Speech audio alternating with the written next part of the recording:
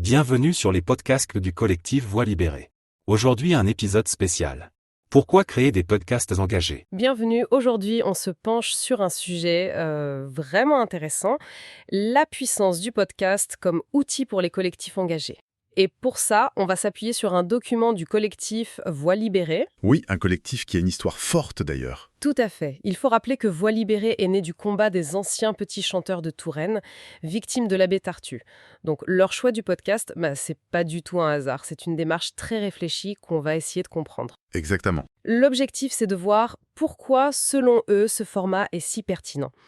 Qu'est-ce qui fait sa force d'après leur expérience? Alors, analysons ça d'un peu plus près. En fait, on va regarder comment un média, qui peut paraître léger parfois, devient un vrai instrument. Un instrument de revendication, de partage, surtout pour des groupes qui portent des sujets lourds, souvent passés sous silence. C'est exactement ça. Et le document de Voix libérée le dit sans détour. Le podcast est une arme puissante. Une arme, le nom est fort. Oui, mais pas au sens violent, hein. Plutôt une force pour briser le silence, pour faire circuler des témoignages qui sont cruciaux. Et aussi, point important, pour mobiliser l'opinion. C'est un choix délibéré, stratégique. Ce qui est fascinant d'emblée, c'est cette idée de reprendre la parole, de reprendre le contrôle du récit en fait. Oui, En choisissant le podcast, ces collectifs, ils sortent un peu de la dépendance des médias classiques ou des canaux officiels. Ils décident de leur histoire, de A à Z. Le ton, les mots, l'angle, c'est une forme d'émancipation, quoi. une émancipation narrative. J'aime bien cette idée. Oui, sortir de l'ombre et dire « voilà notre vérité, racontée par nous ». C'est un acte de réappropriation très fort. C'est un excellent point. Alors, voyons maintenant les atouts plus concrets que le collectif met en avant dans son document. Qu'est-ce qui rend le podcast si adapté selon eux? Le tout premier point, c'est l'accessibilité et la diffusion large. Mhm. Ils soulignent à quel point c'est facile de partager un épisode. Ça circule, ça dépasse les frontières, on peut l'écouter n'importe où, n'importe quand. Oui, en voiture, en faisant la vaisselle. Exactement. C'est très différent d'un rapport écrit ou même d'une réunion, qui sont beaucoup plus limités en termes de portée. Et cette accessibilité, ça change tout pour l'audience potentielle. On touche des gens qui liraient pas forcément un dossier de fond, mais qui sont ouverts à l'audio. C'est vrai. Ça s'intègre facilement dans nos vies. C'est moins formel, peut-être plus engageant pour certains publics aujourd'hui. Ce qui nous amène logiquement au deuxième point fort qu'ils identifient, l'humanisation de la parole. Ah oui, ça c'est clé. Le document dit quelque chose comme entendre une voix, une émotion, un souffle. C'est transmettre l'indicible avec une puissance que l'écrit seul ne permet pas. Et là, on touche vraiment à la spécificité de l'audio. C'est plus que des mots, c'est une présence. Tout à fait. La voix humaine, elle a cet impact psychologique unique. Elle véhicule tellement de choses, les hésitations, le ton, même les silences. C'est vrai. Les silences aussi. Oui. Toute cette palette d'émotions que le texte, il a du mal à rendre avec la même immédiateté. Du coup, ça crée une connexion émotionnelle très forte, très directe, une empathie qui peut être vraiment profonde chez l'auditeur. Mhm. Et ça pose une question intéressante sur le rôle de l'émotion. Une émotion directe, mais maîtrisée, dans un message engagé. Comment cette intimité sonore peut changer la perception d'un sujet et peut-être transformer l'écoute en soutien. Et au-delà de cet impact très fort, il y a un avantage très pratique qu'il mentionne. La souplesse et le faible coût. Ah, le nerf de la guerre, souvent. Exactement. Le document note qu'il faut finalement assez peu de moyens techniques pour faire un podcast correct, surtout si on compare à la vidéo, par exemple. C'est clair. Un bon micro, un logiciel de montage, souvent gratuit ou pas cher, et hop, on peut commencer à diffuser un message.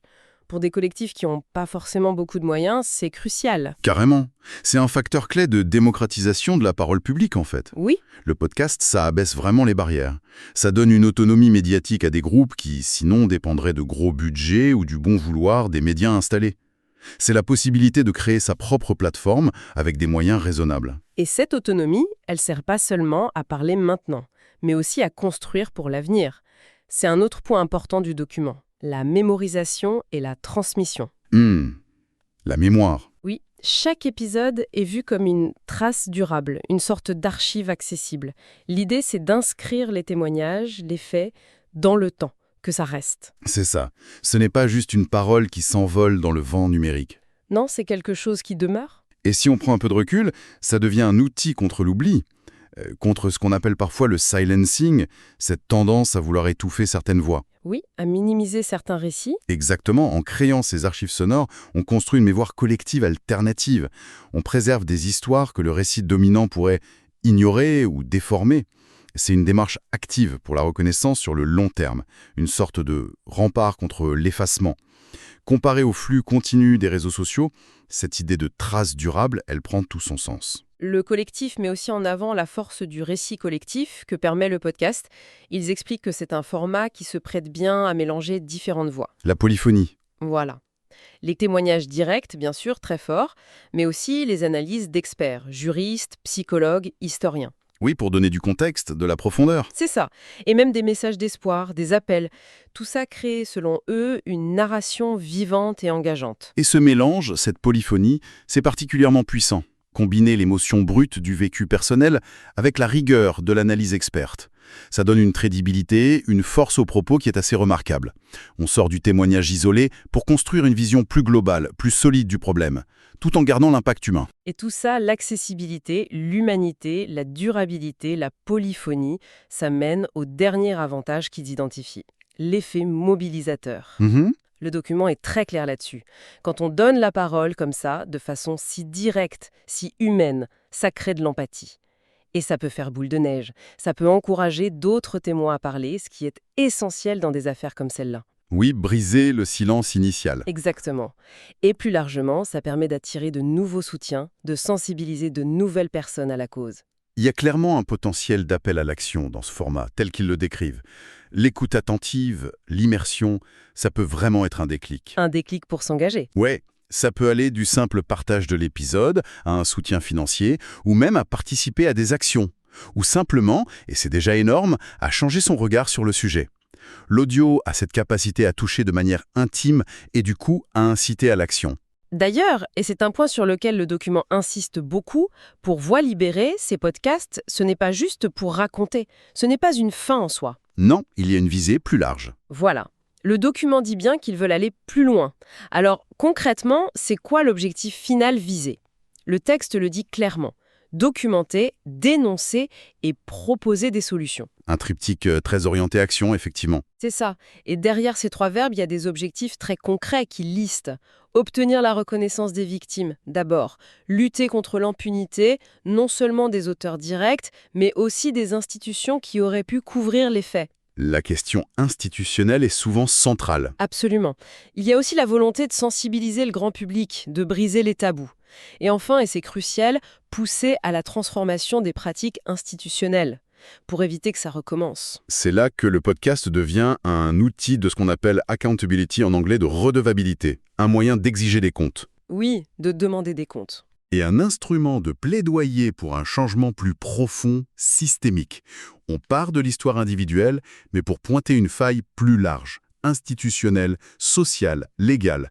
Le podcast devient alors une sorte de dossier public pour interpeller, pour demander des réformes concrètes. Ce n'est plus juste témoigner, c'est construire une argumentation pour le changement. Et fort de cette conviction, qui vient de leur propre expérience, Voix libérée ne s'arrête pas là.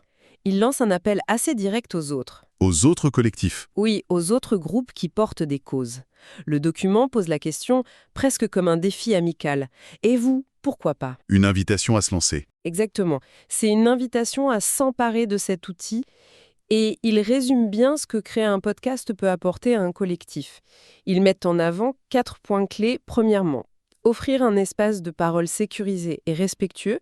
C'est fondamental pour des témoignages difficiles. Essentiel, oui. Deuxièmement, créer une mémoire vivante, une archive pour l'avenir, pour lutter contre l'oubli.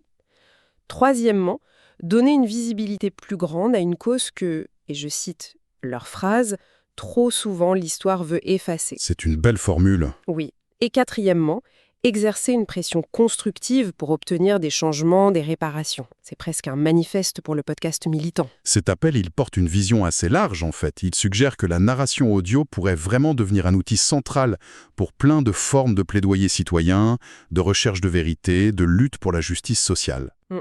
D'ailleurs, la fin du document, c'est un vrai cri de ralliement. Rejoignez le mouvement des Voix libérées. Partagez votre histoire. Créez vos propres épisodes. Multiplions ces espaces de vérité pour que plus jamais le silence ne serve de refuge aux prédateurs.